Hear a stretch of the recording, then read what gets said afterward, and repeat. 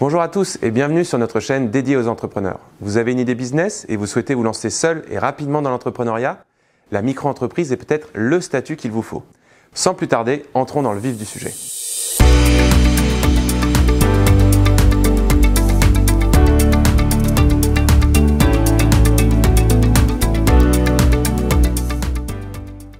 Alors la micro-entreprise, qu'est-ce que c'est?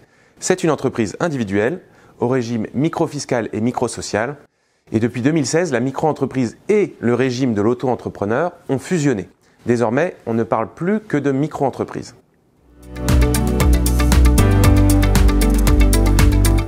La micro-entreprise est faite pour qui et pour quel projet? Globalement, tout le monde peut ouvrir une micro-entreprise. Que vous soyez étudiant, au chômage, salarié, en quête d'un complément, ou simplement pour tester un projet entrepreneurial. Attention, toutes les activités ne sont pas autorisées en micro-entreprise. Pas de problème pour les activités commerciales, artisanales, libérales. En revanche, les professions réglementées, les activités agricoles ou certaines activités immobilières sont exclues.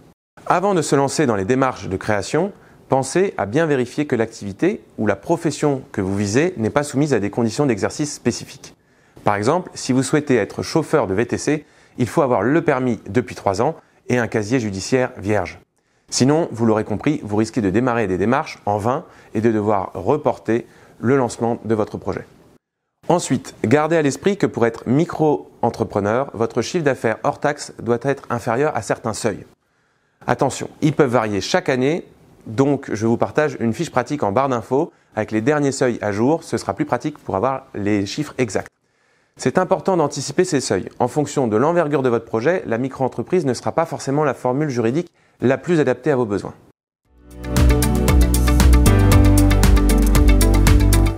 Si les conditions sont réunies, vous pouvez passer à la création de votre micro-entreprise. En comparaison avec des sociétés comme la SASU, la Société par Action Simplifiée Unipersonnelle, ou l'EURL, l'entreprise unipersonnelle à responsabilité limitée, la micro-entreprise est beaucoup plus rapide à lancer et moins coûteuse. Alors pourquoi? Eh bien tout simplement parce que vous n'aurez pas à effectuer certaines formalités, comme la rédaction des statuts, le dépôt de capital social ou encore la publication d'un avis de constitution dans un journal d'annonce légale. Ça a un certain coût. En revanche, il faut réaliser la déclaration de votre activité en ligne qui donnera lieu à l'inscription au Registre national des entreprises, le RNE. Ces démarches permettent notamment d'avertir l'URSSAF et le service des impôts de l'existence légale de votre micro-entreprise. Avant de poursuivre sur la gestion de la micro-entreprise, si vous trouvez cette vidéo utile, je vous invite à la liker et à la partager autour de vous. Et bien sûr, pour ne rien manquer de nos prochaines publications, n'hésitez pas à vous abonner et à activer les notifications.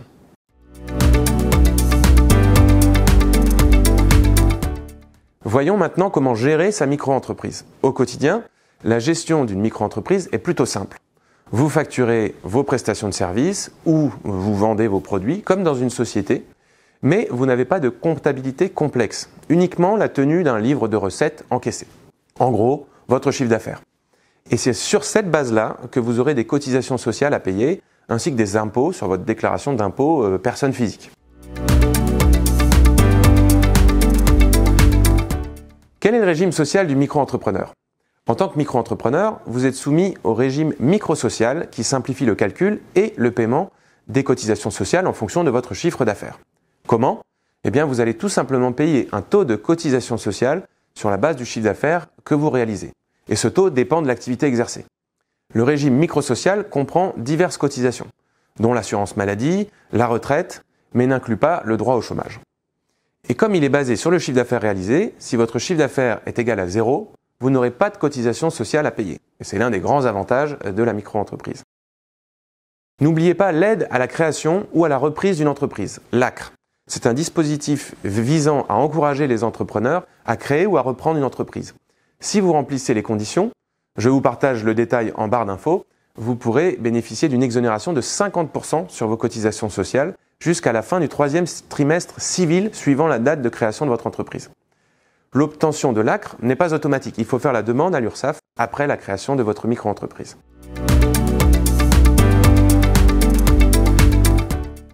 Alors comment choisir son régime fiscal? Revenons déjà sur la fiscalité de la micro-entreprise. Lors de la déclaration de votre activité en ligne, vous allez devoir choisir entre le régime classique du micro-fiscal et l'option pour le versement libératoire. Alors comment arbitrer? Vous allez être assujetti par défaut au régime classique du micro-fiscal, ou micro-BNC, ou micro-BIC, selon l'activité que vous exercez. Concrètement, quelles sont les règles applicables?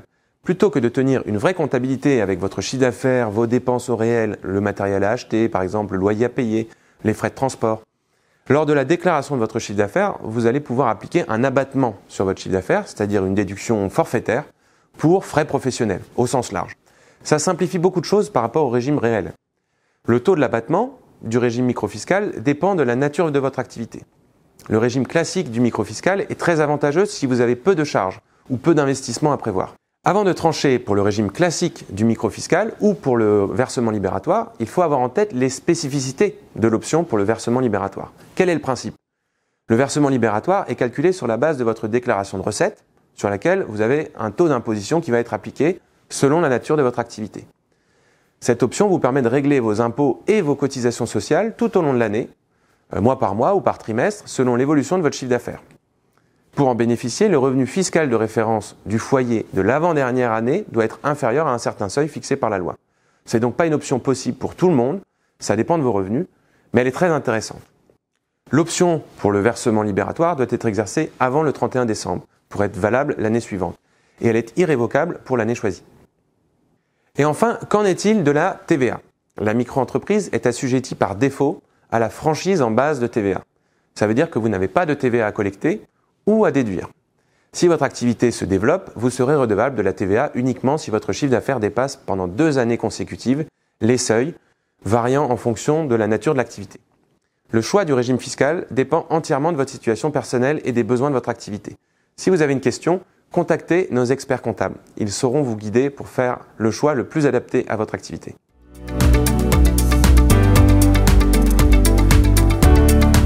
Passons maintenant au dépassement des seuils de chiffre d'affaires.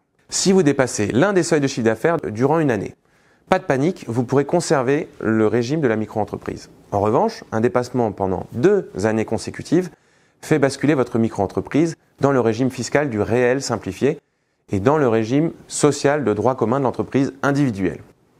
C'est donc souvent moins avantageux que le régime classique du micro-fiscal et micro-social, et c'est à ce moment-là que les entrepreneurs décident souvent de passer en société. En conclusion, les avantages de la micro-entreprise sont nombreux. Création et gestion simplifiée, régime fiscal et social allégé, mais attention, il y a des pièges à éviter. Par exemple, ne sous-estimez pas vos charges et restez vigilant au dépassement des seuils.